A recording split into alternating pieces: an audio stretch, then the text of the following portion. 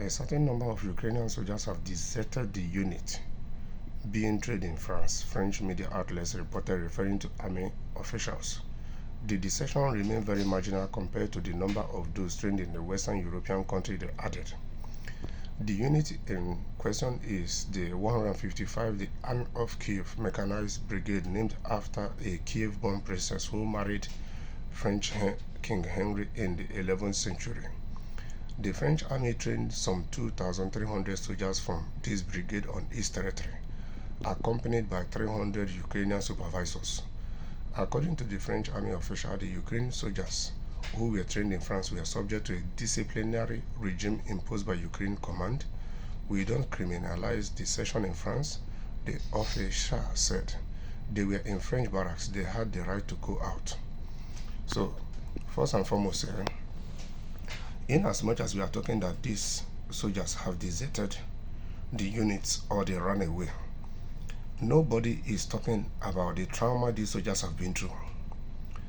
Nobody is talking about the damage that has been caused to this country due to this war.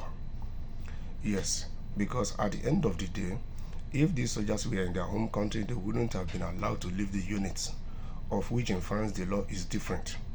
Yes, they can be allowed in France to leave their unit, of which they make use of that opportunity to find their way, because it might be that some of them already, some of their family members are in Europe already, and this is an opportunity for them to liberate themselves out of this war, for them to join their families, for them to be able to support their families, for them to start the process of healing from the trauma, from the psychological, emotional, and presence effect they have endured through this war.